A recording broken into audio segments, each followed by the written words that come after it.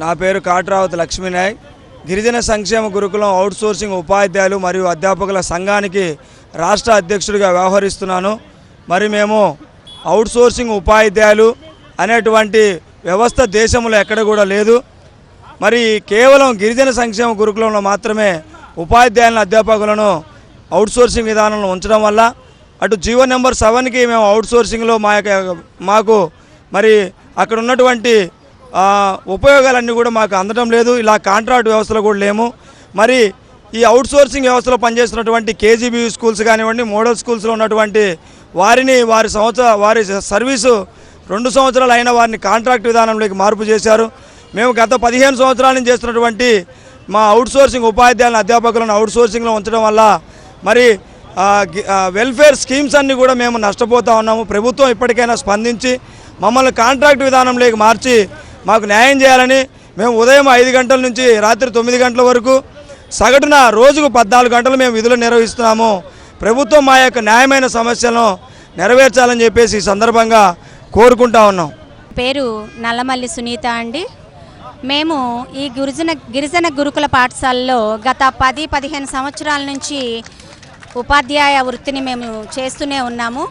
ఎక్కడా లేనటువంటి ఈ అవుట్సోర్సింగ్ విధానం ఈ గిరిజన శాఖలోనే ఉందండి.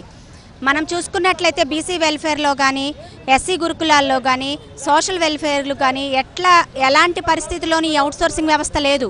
ఈ గిరిజన గురుకుల పాఠశాలలో మాత్రమే ఉంది. కాబట్టి మా యొక్క న్యాయమైన కోరిక ఏమిటంటే అవుట్సోర్సింగ్ నుంచి సిఆర్టీగా అంటే కాంట్రాక్ట్గా మార్చడం, మాకు 2022 పిఆర్సీని అమలు చేయడం. మా న్యాయమైన కోరికను మేము గౌరవనీయులైనటువంటి చంద్రబాబు నాయుడు గారికి మేము వినతిపత్రం ఇవ్వడం జరిగింది. మాకు న్యాయమే చేస్తారు. ఎందుకంటే ఈ వ్యవస్థను అవుట్సోర్సింగ్ వ్యవస్థను తీసుకొచ్చింది ఆనాడు చంద్రబాబు నాయుడు గారు. అయితే ఈ ఉపాధ్యాయ వ్యవస్థ లేదు కాబట్టి ఒక్క ఉపాధ్యాయ వ్యవస్థను కాంట్రాక్ట్గా మార్చమని మేము వినయంగా విన్నవించుకుంటున్నాను. Thank you. నా పేరు మహేష్, జేఎల్ఎన్ మ్యాథమెటిక్స్ ఎస్ఓఈలో మ్యాథ్స్ ఫ్యాకల్టీగా చేస్తున్నాను. ఈ గిరిజన గురుకులంలో 2005 సంవత్సరంలో సిఓఈ ఎస్ఓఈల్ని గత ప్రభుత్వంలో ఛాయారత్న ప్రిన్సిపల్ సెక్రటరీ మేడం గారు స్థాపించడం జరిగింది. ఇది కేవలం గిరిజన విద్యార్థులు ఐఐటి సీట్లు నీటిలో వెనకబడి ఉంటున్నారనే ఉద్దేశంతో, బీసీ వాళ్ళతో సమానంగా ఎస్టీ కేటగిరీలో సీట్లు మిగిలిపోతారనే ఉద్దేశంతో 2005లో ఛాయారత్నం మేడం గారు ఈ సిఓఎస్ఓలు 7 స్థాపించడం జరిగింది. మన రాష్ట్రం మొత్తం మీద టోటల్గా 3 సిఓఈలు 4 ఎస్ఓఈలను స్థాపించారు. ఇందులో మేమందరం కూడా 2011, 2013, 2017, 2019 నుండి కూడా అందరం కూడా ఏపీపీఎస్సీ తరహాలో టెస్టు, ఇంటర్వ్యూ, డెమోలో సెలెక్ట్ చేయడం జరిగింది. అయినప్పటికీ మేము 2017 నుండి కూడా ₹1 కూడా జీతాలు పెరగకుండా ఇదే జీతాలతో పనిచేయడం జరుగుతుంది. ప్రజెంటు కార్పొరేట్తో సమానంగా మన సిఓఈఎస్ఓఈలో ఉన్న ఫ్యాకల్టీ మెంబర్సు విద్యాబోధన జరుగుతుంది. అక్టోబర్తో సిలబస్ కంప్లీట్ అయిపోయి నవంబరు, డిసెంబర్లో జేఈ మెయిన్స్కి ప్రిపేర్ చేయడం జరిగింది. దీనిలో భాగంగా మన గిరిజన విద్యార్థులు కొన్ని వందల్లో జేఈ మెయిన్స్లో సెలెక్ట్ చేయబడి 10ల సంఖ్యలో ప్రతి సంవత్సరం కూడా ప్రతిష్టాత్మకమైనటువంటి విద్యా సంస్థల్లో ఐఐటి అడ్వాన్స్డ్ సీట్లు సాధించడం జరుగుతుంది.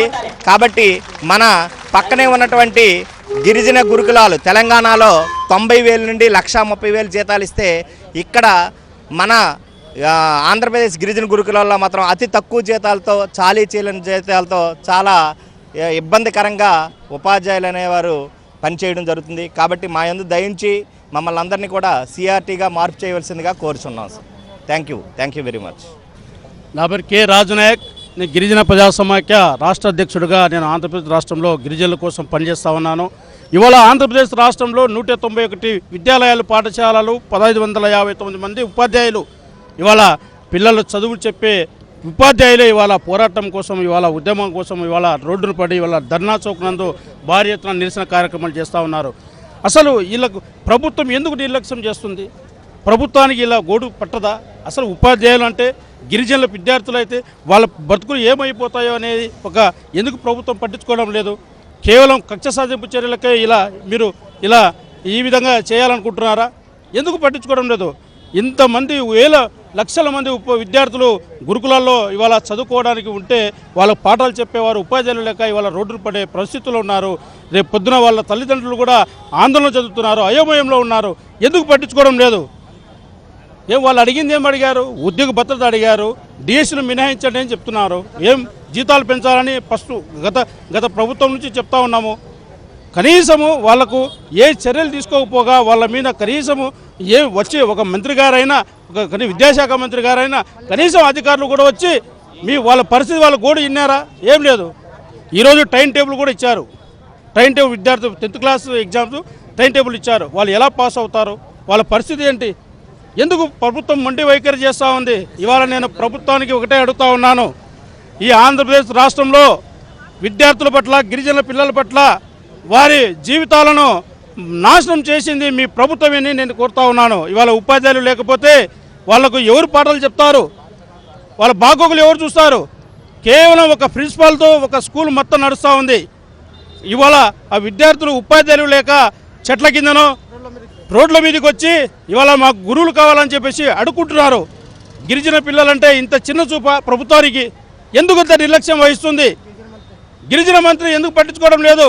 కనీసం ఒక లేడీ గారు మీరు వాళ్ళ రిపోర్ట్ ఏమి ఇవ్వాలా? వాళ్ళకు యాక్చువల్గా అవుట్సోర్సింగ్ విధానము ఎక్కడ లేదు, బీసీలో లేదు, ఎస్సీలో లేదు. మన ఆశ్రమంలో కూడా సిఆర్టీ పద్ధతి, కాంట్రాక్ట్ పద్ధతి ఉంది. కేవలం అవుట్సోర్సింగ్ విధానం మన గురుకులాలకు మాత్రమే ఉందన్న విషయాన్ని మీకు తెలియదా? మళ్ళీ మీరు ఏదో అసెంబ్లీలో ఏదో మాట్లాడతారు, మ్యాటర్ డైవర్ట్ చేస్తారు. మీరు ఎందుకు నిర్లక్ష్యం చేస్తూ ఉన్నారు? మీరు ఈ విషయాన్ని నిర్లక్ష్యం చేస్తున్నారు కాబట్టి మీరు మంత్రిగా ఉండే అర్హత మీకు లేదు. ప్రభుత్వము ఈ గిరిజనుల పట్ల చాలా చిన్నచూపు చూస్తూ ఉంది. కాబట్టి ఏం జరిగినా పిల్లలు వాళ్ళ జీవితాలు నాశనమైన ప్రభుత్వానికి పూర్తి బాధ్యత వహించాలని చెప్పేసి నేను రాష్ట్ర ముఖ్యమంత్రి గారిని నేను ఇవాళ డిమాండ్ చేస్తూ ఉన్నాను. ఎందుకంటే ఇవాళ ఉపాధ్యాయులు రోడ్డును పడడంతో వాళ్ళ పిల్లలు కూడా 1500 మంది ఒక్కొక్క స్కూల్లో పిల్లలు ఉన్నారు. దాదాపు 1,00,000 మంది పైన ఉన్నారు రాష్ట్రం మొత్తం. వాళ్ళ జీవితాలను నాశనం మీ వల్లనే అవుతుందని చెప్పేసి నేను కోరుతా ఉన్నాను. ఇవాళ స్కూళ్ళు పోలేక, ఉపాధ్యాయులు లేక ఇవాళ స్కూళ్ళు మానేసి పనులకు పోవాల్సిన పరిస్థితి ఇవాళ దౌర్భాగ్యం ఆ గిరిజన బిడ్డలకు దక్కిందని నేను ఇవాళ చెప్తా ఉన్నాను. వారికి న్యాయం జరగకపోతే వీరికి సంఖ్య ఏదైతే నిరసన కార్యక్రమాలు శాంతియుతంగా ఏదైతే చేస్తూ ఉన్నారో ఉపాధ్యాయులు వాళ్ళకి సంఖ్యభావం తెలియజేస్తూ వారికి న్యాయం జరిగే వరకు ఈ పోరాటం ఆగదని నేను ప్రభుత్వాన్ని హెచ్చరిస్తూ ఉన్నాను.